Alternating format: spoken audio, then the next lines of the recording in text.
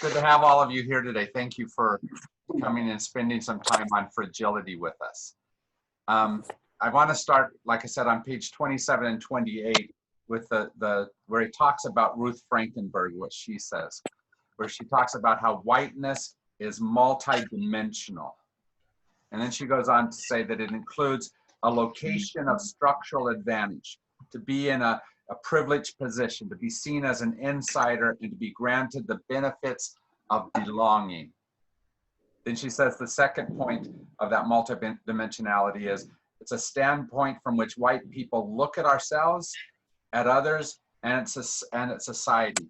It means that we can see ourselves as an individual outside of and innocent of race, that we're just human, she said. And it produces and reinforces the dominant narratives of society. And then her third point is that whiteness is a set of cultural practices that are not named or acknowledged, but which set up a network of norms and actions that consistently create advantage for whites and disadvantages for people of color. So that's kind of where I want to start, is in all of that. That's a whole bunch of different things. But I want you to kind of think about what are some of the things that your whiteness has given you, where you've either got a location of structural advantage, a standpoint by which you can look at yourself in an advantageous way, or a set of cultural practices. Where is it that you've seen that around you? And if you need to do something like this, well, I've seen Becky have this advantage because. All right. So where have you seen any one of those things that Ruth Frankenberg kind of points out? Jim, yes. This is John Everhart. My mother was a social worker, and I have her obituary here where they talk about how involved she was in the civil rights movement and everything. And it's been very difficult for me because I have to acknowledge that my mother and my father are racist. And Diane and I have been discussing this quite a lot. What my mother didn't understand, and what I guess I'm struggling with, is my mother tried to teach working class African American women, primarily through the YWCA in Baltimore, how to have good habits about things like budgeting and family and work values and the rest of it. Everything that she taught was based on being white. And so she was teaching Black people how to be white. Yeah. And it's really hard because, to me, for most Black people to be successful in our society, they have to, unfortunately, learn a lot of how to deal with and think like white people. Mm-hmm. And that is racist. And, yes. And I'm really struggling with it. Sure, but let me give you just a slightly different wording. Instead of calling your mother racist, say that she lived under a racist system that allowed her to easily perpetuate norms that were outside of part of what she was doing, because she was obviously working to try to overcome some of those norms, but at the same time she was assuming norms that weren't necessarily making her a racist, but were perpetuating racism. Does that make sense, John? Because all of our parents have racist things, and we've stepped beyond those. But it doesn't mean that they were bad necessarily. It sounds like your mom was doing really good things. Just doing it. She thought, that's my point, is she thought that she was. I've been involved in race relations all my life. I was in the International Committee Against Racism for many years, and Socialist Workers Party, and a lot of other things. But now I'm having to acknowledge that I was racist or that the International Committee Against Racism was racist. Sure. Some of the other, it's also hard because, of course, we have 3 African American children, and that complicates things. So this is real heavy stuff for us. It Or is. for me. But as much as possible, for your own sanity, as well as for relationships around you, try to take the onus off of the individual racism and put it on something bigger than that. Okay? By definition, racism cannot be individual. Discrimination, prejudice can be individual, but racism is a cultural norm. Okay? And so let's set it that way, because that makes it so that it's not Elizabeth's fault, no matter how much we want to place it there, right? Not somebody else's fault. It's a thing that pervades us, and our job is to look and see how do we benefit from it, or how do we hurt others because we don't notice it. Does that make sense? Well, that it makes sense. That does make sense. But the challenge there is that we hurt others simply because we're white. There are a lot of things in the book that are upsetting for me, but she talks about, for instance, how white people don't confront other white people about racism, and because it's so uncomfortable. And I've jeopardized my job over this. I've had people in my family that wouldn't speak to me for some of them still don't talk to me because I am so outspoken about racism. Mm-hmm. And yet I'm a racist.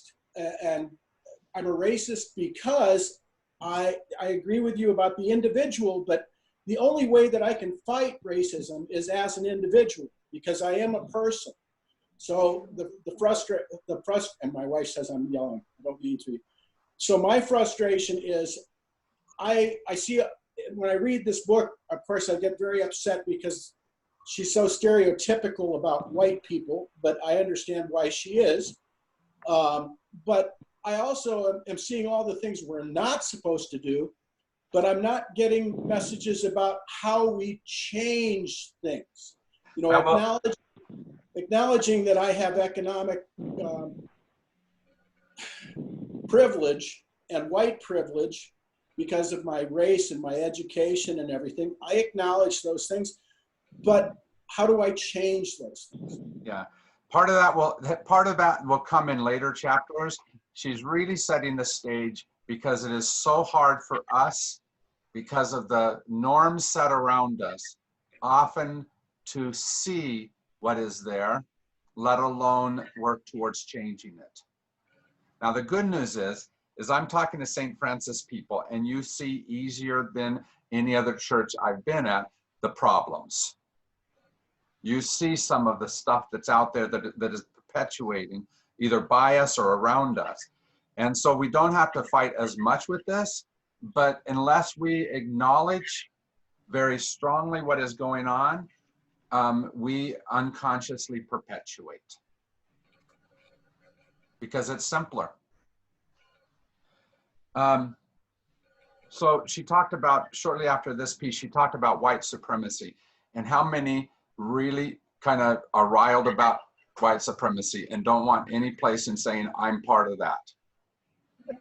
Yeah. I hope that's everybody, right? Yeah. We should do that, except that you have to look at her definition of it. What's her definition? That we receive things. We want to say that white supremacy is the KKK. That white supremacy is those bad people who used to, right? And we don't have any part of that in that same way.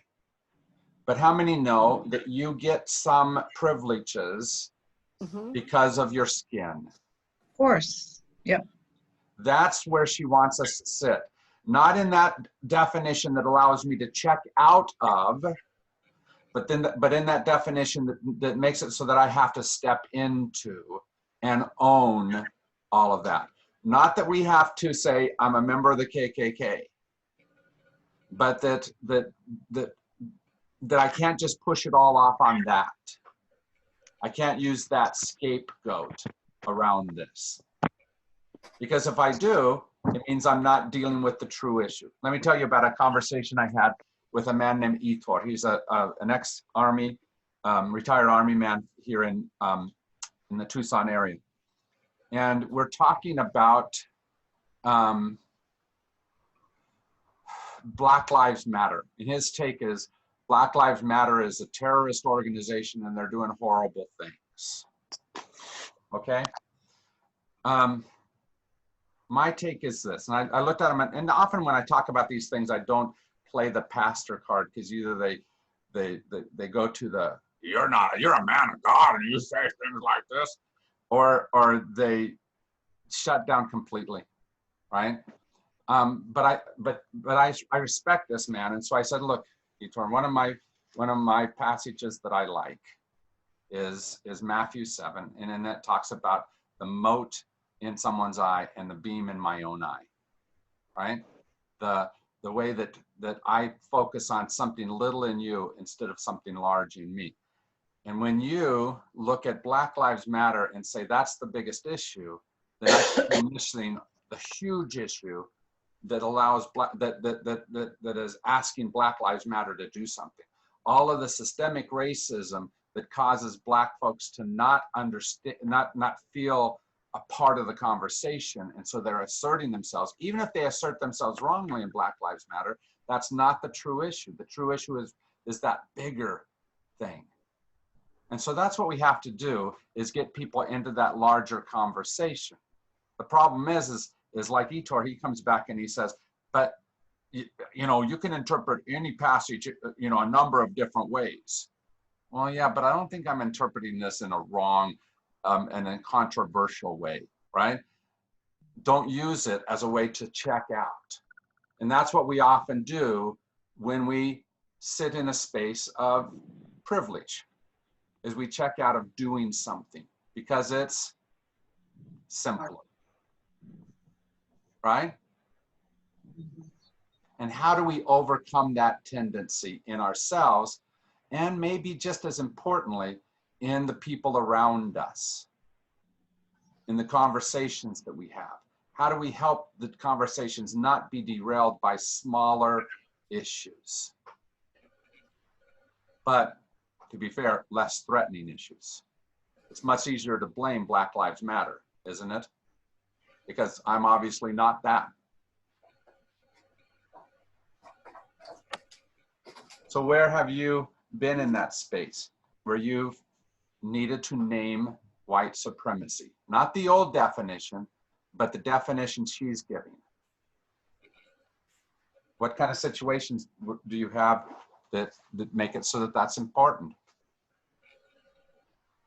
Jim, I'm guilty of identifying people by their race and ethnicity.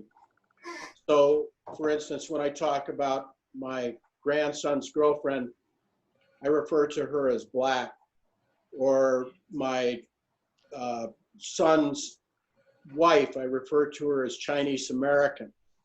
And what it says in the book is white people don't refer to other white people as white.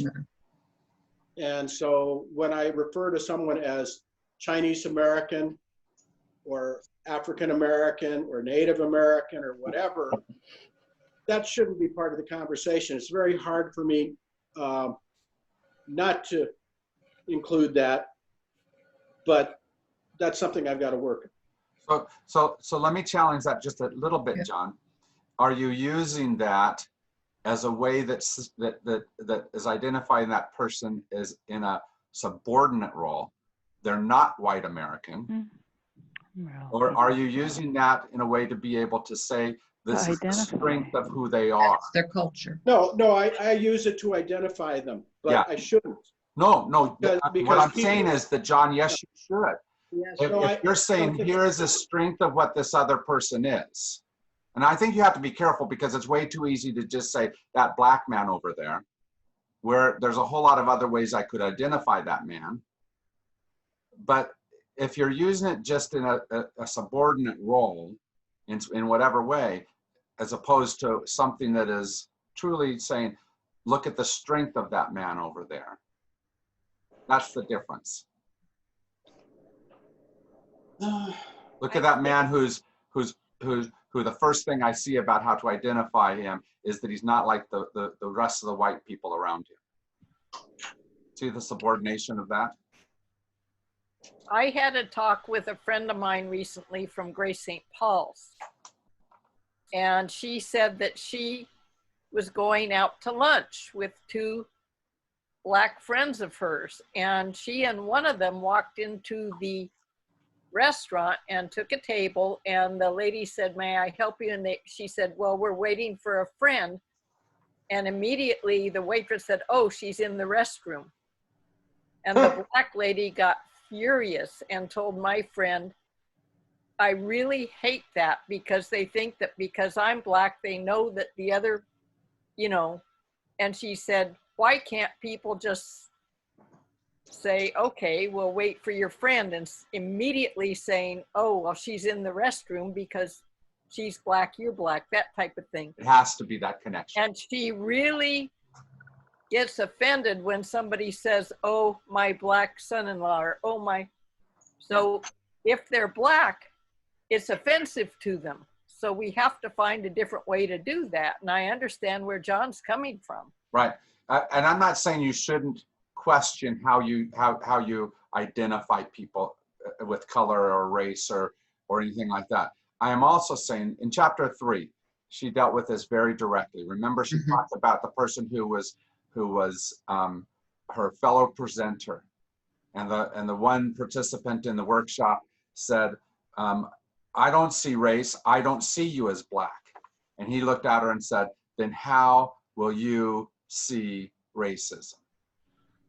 If you don't acknowledge the essence of different people, then you also don't see everything that's going on around them." Okay? You don't want Blackness to be everything about that person, but you don't want to ignore that color. You want to hear why it is that color has been wonderful and tragic in their life. How has it brought them part of who they are, as well as part of the obstacles they've had to face? And if I don't see that, if I don't take the time to hear that, then I am really missing the person.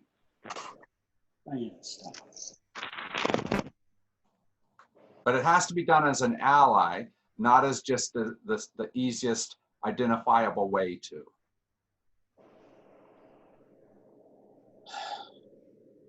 Does that make sense? Because it makes sense, but you get in trouble that way too. When I married Diane, I did not. I know when you married Diane, you got in a lot of trouble. Oh, that's not what we're talking about? My parents, I had not told my parents that her first husband was African American, or that she had what other people would perceive as African American children. And so when they first met our family, my father was, who I don't consider to have been a racist, said to me, or said to Diane, "Have we talked about the heartbreak of racism?" was the quote. And Diane has never really forgiven him for that. But, you know, I don't think he meant that in a racist way. He just wanted to make sure that we were aware that having a blended family was going to be very challenging. So in some circumstances, I have tried to be colorblind. That doesn't work. But I'm also not supposed to identify people by race or ethnicity. So that's a conundrum for me. Okay, so I think it helps if you go back to the quote that was near the beginning of the whole chapter 2. Tahisi Coates said, "Race is the child of racism, not the father." We invented the different ways that we divide ourselves because we wanted to divide ourselves. We wanted to say there was a better and a worse, and so we looked and said, yeah, let's do it this way. Let's look at the color of skin. Let's look at ethnic background. Let's look at gender. Whatever way we wanted to, we developed the ism. We developed a way to classify because we had the ism already. We had the wanting to divide, the wanting to hate, wanting to control. And it's that we have to get back to. Is the way you're identifying someone, John, a way to perpetuate isms? Or is it a way to be able to develop relationship?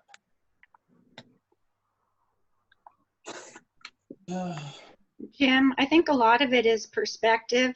Uh-huh. I don't know. I'm listening to the audio book, so it's hard for me to tell where exactly I am in the book. Uh-huh. Have we read yet that story about Jackie Robinson and the perspective? Yeah. Yes.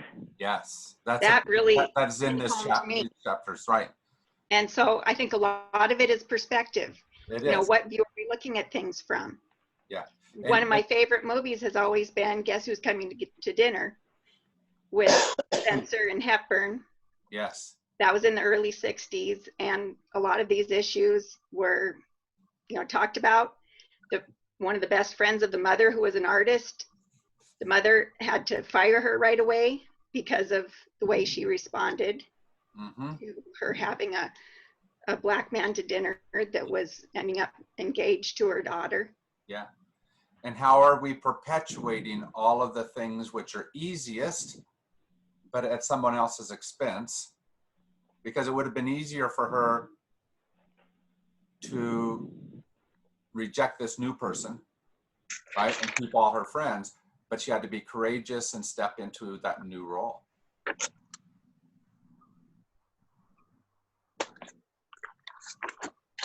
I had a raise my hand. Yeah, go ahead. Okay. I have had a recent experience with land values and housing. I mean, we know one of our issues is we aren't integrated in neighborhoods. And I used to live in St. Louis when I was growing up. And I found my old, the house I lived in between when I was in second grade to sixth grade. And it was on the market. So of course I got to see all the rooms in Zillow. And I emailed that all to my siblings, you know, and they just for their information, I was very interested in it. And one of them came back and said, that house was for sale for only $72,000. And, you know, then I had to mail them back. I said, well, that house is now in a black neighborhood. And yes, if we looked at that house in any other neighborhood, it would be a lot more. And my brother Tom, one of my brothers had discovered that because he had driven around to find the different houses we had lived in. And I had ended up reading a fiction book that was set in my old neighborhood. And it was a romance between two black people. And they talked a lot about the architecture of that. It was called Huntington Park. Pasadena Hills. It was called Pasadena Hills. And it was, you know, very interesting because I wasn't aware of the fascinating architecture. So it was a very eye-opening experience about this separation and the value of houses and all that type of stuff played into this part. And you know, reading the book also made it personalized a little bit more to it. Yeah. So they walked the streets, you know, Yeah. and I felt like I was walking my streets when they were doing that. Nice. So it was a very interesting experience. Good. And I think that at least part metaphorically is what we have to do is we have to choose to walk the streets with people rather than just see them as a singular piece of who they are. Right? And move into that relationship with them. The challenge is us moving outside of what's comfortable for us. Because how many have even sometimes a difficult time talking to someone new who is everything the same as you, right? The same color, the same gender, the same occupation. There's a hesitancy about that anyway. And when we move across some of those lines, we have to make even more of an effort.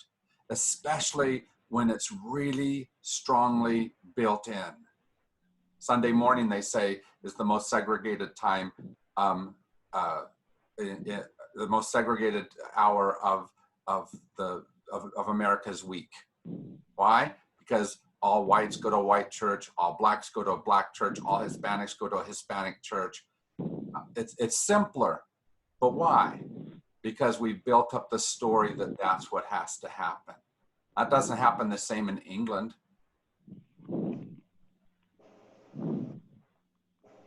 What story are we listening to?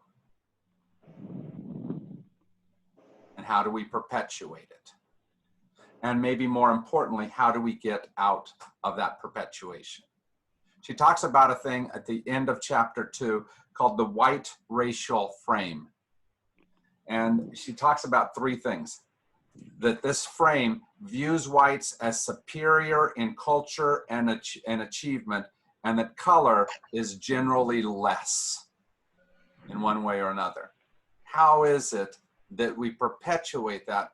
Sometimes by not thinking about it, sometimes by just receiving the benefits of, and sometimes by not challenging when someone else assumes it. Because there's nothing necessarily superior about white skin. But how often do we not challenge when that is assumed? The second thing she says is that social institutions are controlled by whites, so white dominance is unremarkable and taken for granted. Did you see all those statistics she said about 90% of this are white, 87% of this is controlled by. The thing that struck page me, 31. Oh, yeah, the thing that struck me is the percentage of school teachers, right? Those folks that could be our children's best role model. If a black child mostly sees white role models, what's that telling to that child? Well, and I think I've mentioned before, they have found that if a black child has one black teacher in elementary school, they do a lot better. Just having that one black teacher as a role model really improves the outcome for them. Yeah. So if we could get a few more black teachers in every single school, we could really help those kids. Sure. But it takes overcoming. Last week we talked about the keto laws a little bit, and about how sometimes that has, the tarot laws, that it has to take, that has to, sometimes it means that we have to force the situation. We have to say, if we are going to help kids to have someone that they can identify with, then it means that we have to push some of the spaces that we're currently in. So Jim, yes. One of the things, working with blind students most of my life, it's a very low incidence population. And so you don't get a lot of blind teachers so that you have them as role models. But one of the things that we did was to get mentors in who were blind so that they could see successful blind people. And it sounds like if we don't have a lot of black teachers, black mentors, I mean, there are a lot of black people and brown people and Asian people who would be good mentors and who would be great role models. Right. And so are we searching for that is the question. Right. John and Diane and I have all gone down to the Refuge of Hope down in Peru. And one of the successes of the refuge is it's led by Victor, who is a polio survivor, and so walks with a heavy limp, is handicapped. And the school is remarkable in the ways that they allow that to be a norm rather than an exception. How do we help? And most of your teachers have some kind of a handicap. That's exactly right. And so, and we should be celebrating that. We should be looking to make it so that that is true throughout our society. but the reality is that the statistics bear out that that's not what we get a lot. The interesting thing is that some colleges understand that. When Dan Veland, and I think most of you know him, went to University of Montana, Dan has Tourette's, and they gave him a counselor with Tourette's. Yeah. And they had counselors for kids with different problems who had the same problem, so they could relate to that child. And the child felt they were heard. Oh, how neat. Thank you. So how do we go forward trying hard to make it so that we perpetuate those good examples and step in front of the wrong models and say that's not okay? Well, and I think that perpetuating those models is great as long as we don't see it as a problem that we're trying to correct, because the color of your skin isn't a problem. Right, right. I think you're exactly right, because that's one of the other models. So in chapter 3, chapter 3 is really a set of 3 different discussions on 3 different ways that we have tried to wrongly fix the civil rights issue, right? And the first one, the one you're talking about, is that colorblind racism, that which says that one group is better than another. And so I just don't want to notice that race so that this person just becomes the right color, right? That's not helpful. We don't want to see somebody else, especially not somebody because of a certain characteristic, because of the color of their skin. We don't want to see them as necessarily at a different level than us. But that takes intentionality. That takes relationship. It takes moving towards that man who was doing that class and saying, I do see the color of your skin. Tell me, talk to me, help me understand your experience.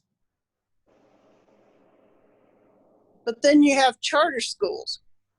Right, which you did, are all, I mean, the one up here, Basis on River, I was at the library one day coming out and watching the kids leave. There wasn't a black face in there.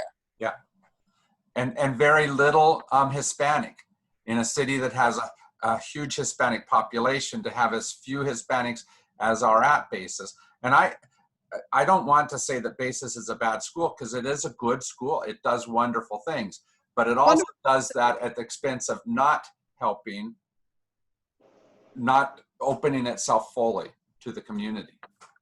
And they also don't have disabled, so they Right. can, you know, it's a very, our educational system from this top down structure from Betsy DeVos, I mean, it's getting worse. She wants to privatize education even further.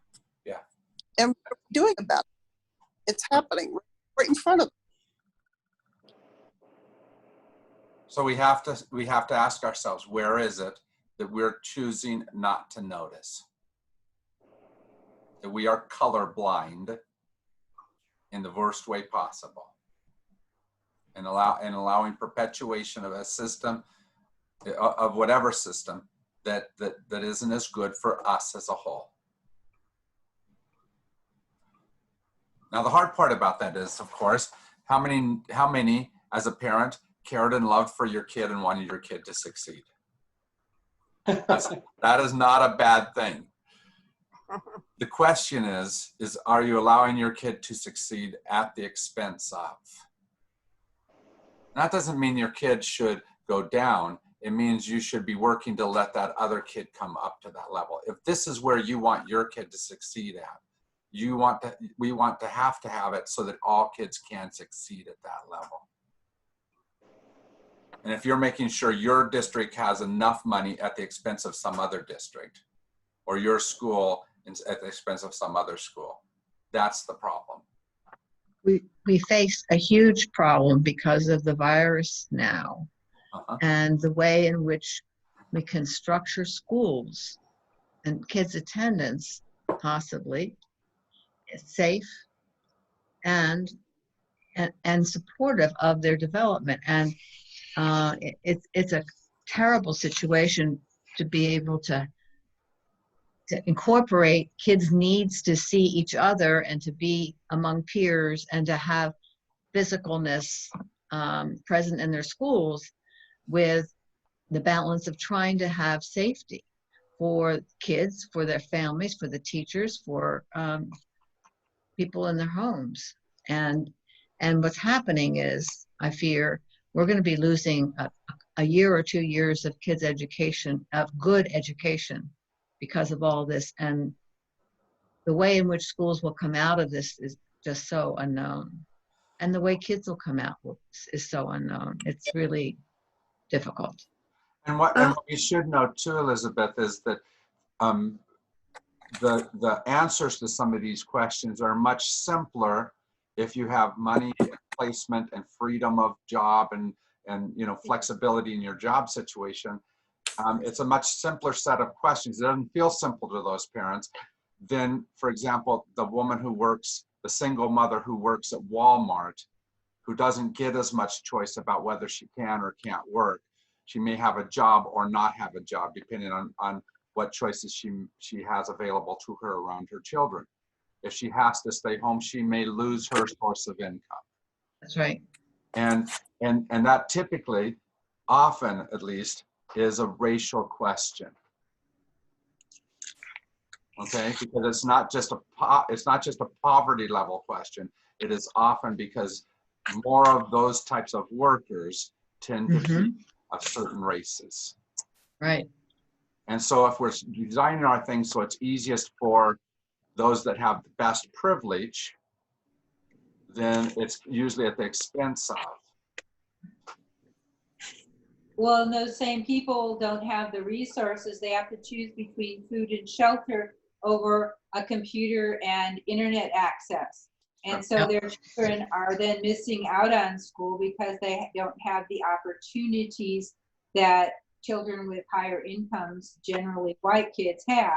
Yeah. And we're losing out on a lot of really good minds who aren't able to get the education to find the answers that we need solutions to because they can't get an education. Right. And that becomes especially acute, Diane, if we do the second thing that she said here, which was called aversive racism. If we somehow look at a neighborhood, we say, that's a black neighborhood, and we put definitions on that neighborhood. And we say that's more dangerous, or those kids don't learn as well, or whatever it happens to be. And we favor some neighborhoods over other neighborhoods. Well, then all kids will learn if the environment is set up in such a way that they are able to learn. And we're not setting up all those environments equally. Yeah, that's exactly right. And the cost of all of that is financially, the dollar cost is horrific. Yeah. And somehow the government has to be able to provide at least some kind of minimal amount so that every child can get an education. Sure. So how many know that schools are underfunded? Everyone understand that that's true? All right. But how many know that that's not completely They're not underfunded. The public schools are not underfunded in good neighborhoods. That's right. That's exactly right. It's not just true. Good neighborhoods have really well-funded school. Poor neighborhoods, we got as racial neighborhoods, often have very poorly funded schools. Paula, you've been waiting to say something. Well, I was just going to say that when my daughter was in middle school, we lived in Phoenix, and I had put her into a private school because I was very concerned about girls and math and science in those years. And she came to me in 8th grade and she said, I'm ready to go to another school. I want more diversity. And I thought, how great is that she's bringing that to my attention? And she was a much happier kid when she had that opportunity. So it gave me a lot of hope about this upcoming generation that if we were bringing them up in the right way, they had a different mindset. Yeah. The hard part, Paula, is I love that story. It's a great story. Thank you for instilling that in your daughter. The last part of chapter 3, though, was about that cultural racism where they kind of spoke a different story. the children as early as preschool already have some of these biases, where we've already built that in instead of looking and trying to instill in our children the best possible idea of what this world should be. So thank you for doing that well for your daughter. Let's try to figure out how to do that well for all of our sons and daughters.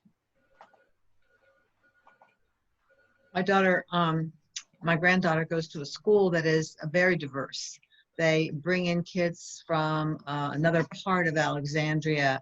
They're close by, but they are brought in by bus because that's how the lines are drawn to get enough kids in that school.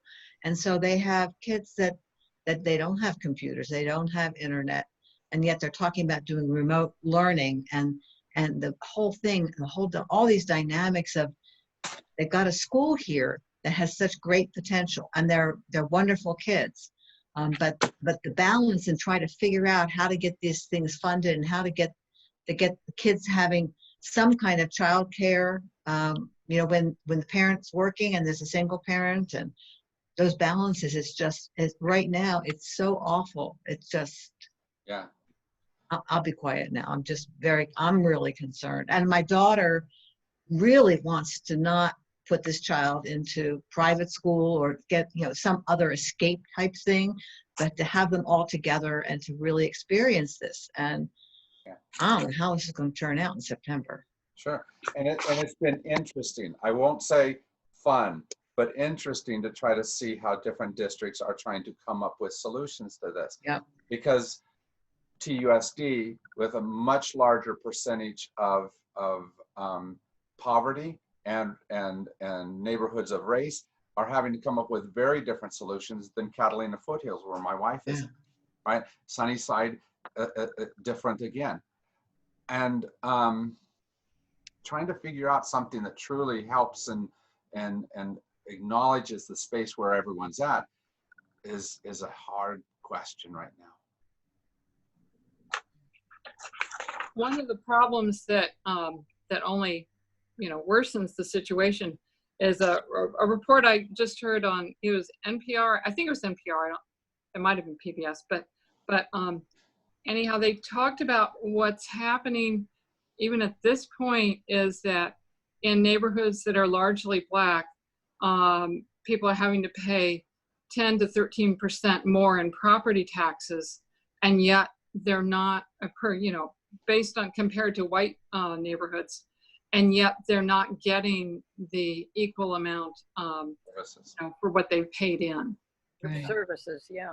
One of the statistics I saw was the neighborhoods where we pay enough money into them are the ones that are the safest neighborhoods, right? It's not just because they're safer to start with, it's because we're putting enough money into them. And so if you see a neighborhood that you're saying that you're identifying as bad, put money into it, right? Invest in that neighborhood. Make it a safe neighborhood. Jim, we talked about the credits, the tax credits that Arizona has, and it's higher for, I think, private schools than public schools. I always had people that I worked with that would approach me about, you know, giving money. And to me, that's all bass backwards. We're giving money to the people that don't need the money. It would make much more sense, I think, if we had laws that did the opposite and pooled all the money and divided the money equally, so that if you're in a district like Sunnyside, you're getting the same amount of money as a district like the Catalina Foothills. The problem that I see then is that, you know, you see in TUSD, you see schools that are in nicer, not nicer, but whiter areas that get much more money, and those schools do much better.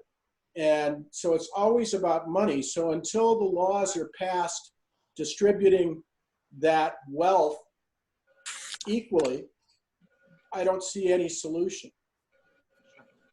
But John, that's the bigger thing always, whether it's on the the state legislature area, or in a city, or on the county.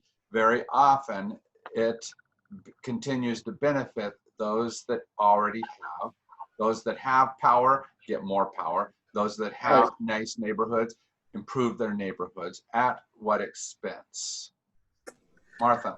The tax credit is a real bad deal because it takes the money out of the tax base for the state, and then they say they don't have enough money to pay to the schools. Now, what I did with the tax credit is I actually called up the downtown office and asked what school needs these tax credits the most, and I sent my part of my tax credit to that.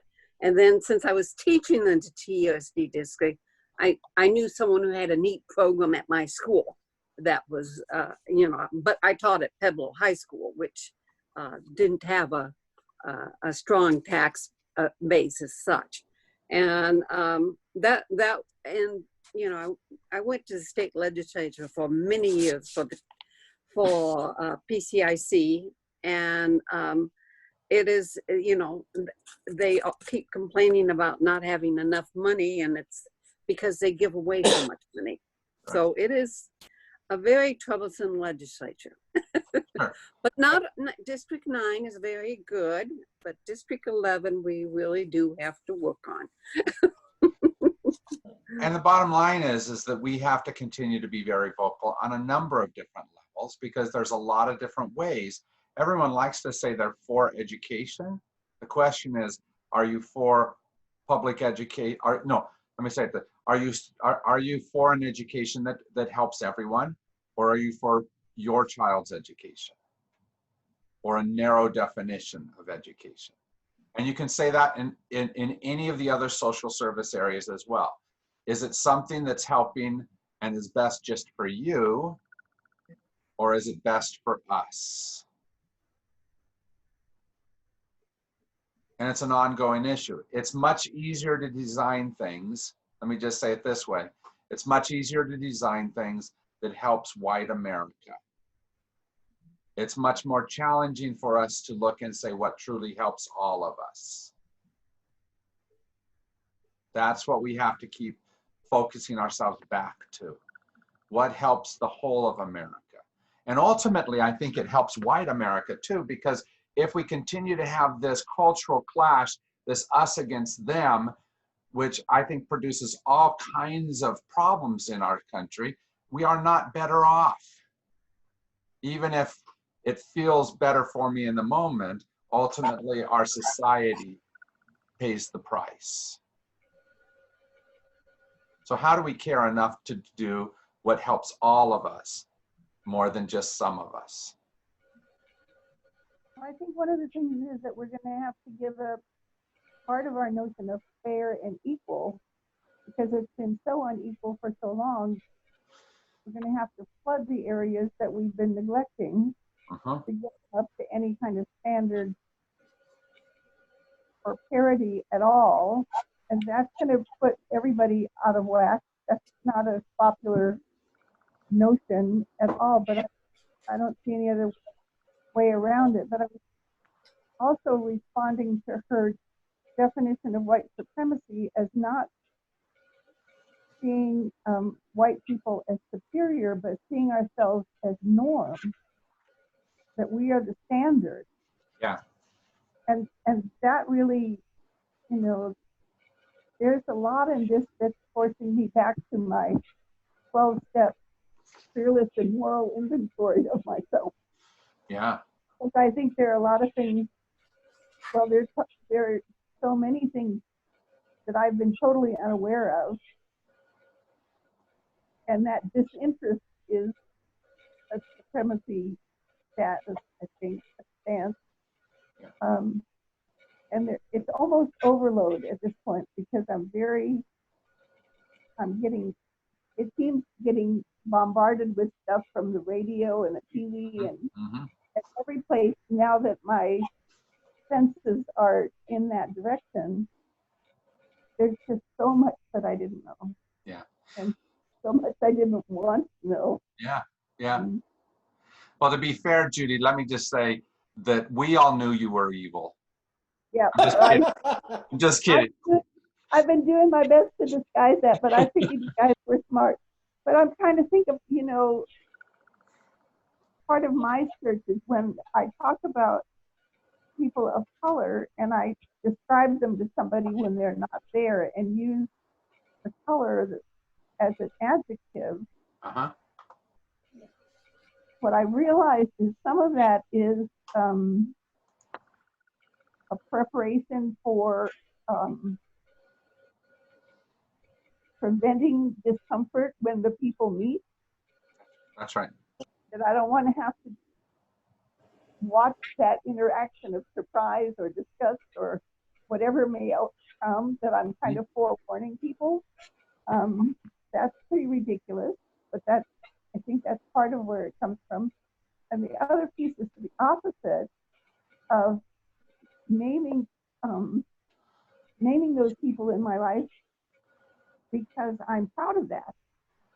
I mean, not everybody has a black friend. Not everybody has a Vietnamese sister-in-law. Blah blah blah. It's, either of those stances is pretty ridiculous. But now that I'm aware of it, will I catch myself doing it? Maybe. I don't know. Well, and to be fair to you, and this is a true fair to you, this rather than my last statement. This system is designed to make it so you don't have to question all that, Judy.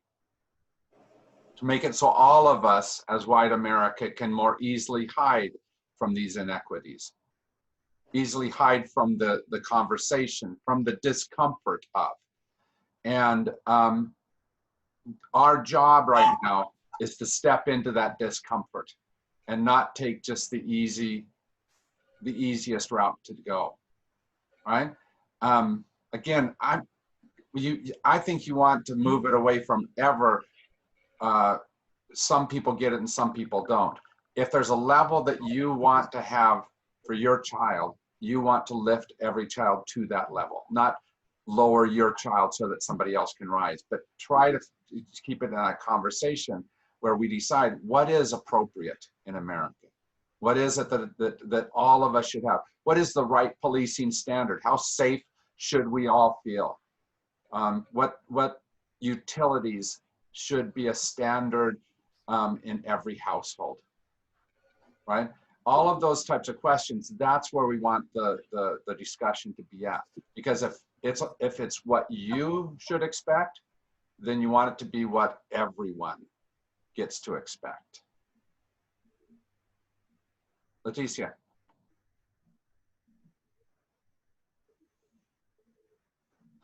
Judy, the easiest way to handle that is when you get into conversations with people, like you do when you meet anybody. Converse about commonalities, because you'll find that we all share more in common than we don't. And as far as education, there's two words I have a problem with in that I've had a problem with in the last 40 years. One is tolerance. I don't want anybody to tolerate me, because my understanding of tolerance is to put up with something. That's right. Most of us don't tolerate. Oh, wait a second. And the other one is equality. As an artist, many of you look at like music. Music isn't something equal, it's something mathematical. It's something that is designed under a certain formula. And equitable is a little bit better, because as far as humans go, the only way to get to equality is for everybody to get placed in the lowest common denominator. I don't want that for myself and my children, and neither do you. Right? Yeah. But that takes a lot of very intentional work.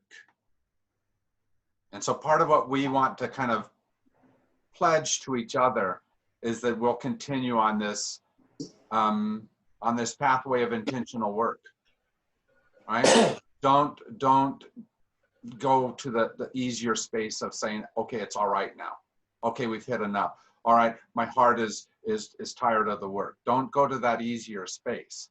Continue in this space of discomfort and of growth so that we can hopefully get to a better space for all of us. So next week we'll do the next 2 chapters, chapter 4 and chapter 5. Okay? Any last words before we go? It's really hard work. It is hard work. And partially, here's what we get to do. We get to blame our parents because they didn't do all of this hard work. Not that they didn't do some good hard work, but they didn't fix all this. And our grandparents didn't fix all this. And so now it falls on us to have to do the hard work that will continue to do some of the things that should have been done before. Yes, Paula. Over the weekend, I watched 13th, which is a documentary that Ava DuVernay put together that some of you have seen. But if you have not, for me, reading this book and then having that input, and as Judy was talking about, learning about things that I don't remember ever being taught or that I never knew that go on, it was a really nice accompaniment. So if you have a chance, it's on Netflix. I would really recommend seeing it if you haven't. Magnificent film. You should see it. Was even more uncomfortable than this book for me, Judith here. Mm-hmm. Yeah, because the visual was attached. We showed it at Sunday night in the movies a few years ago, and Yes. holy cow, did I learn stuff I never knew. Yeah. Right. So let me tell you about what's going to happen soon. I'm finishing up one class, the class on fear. I'm going to take a couple weeks off from that, and then I'm going to start a class on movies. And you're going to have to choose the movies, and that movie might be a really good one for us to choose and be in the conversation about. You have to watch the movie ahead of time, and then we'll have a discussion together. So You're not going to get that one done in a week. what? You won't get that one done in a week. Yeah, that's the hard part about any really good movie. You can't just finish it simply, right? I missed the name of the movie. I'm sorry. What? What was the name of the movie you're talking about? The 13th. 13th? Yeah, I've seen it. 13th. And so just know that'll be the next class that you'll begin to see stuff for. All right? Okay, thank you. Is it a movie or a series? It's a movie. Okay. Yeah. And can I ask for prayers from everybody? Because I live with a really bigoted husband and in-law. Wow. Really hard. Okay, we'll keep you in our heart for sure. Thank you. Who's that? That was Kristen. Kristen. I didn't hear that name. Kristen Nelson. Thank you. All right, everyone, have a very good day. Thank you. Margaret, Thanks, Tim. Margaret, real quick before we sign off, I'm going to leave. Margaret, you said something about not talking to people of color. I'd be glad to sit and have some conversations with you. So I'm going to leave my phone number with Michelle at the office for you. Okay? Melissa. All right. Melissa, I'm sorry. I knew I was going to get it wrong. All right. She's Take care, everyone.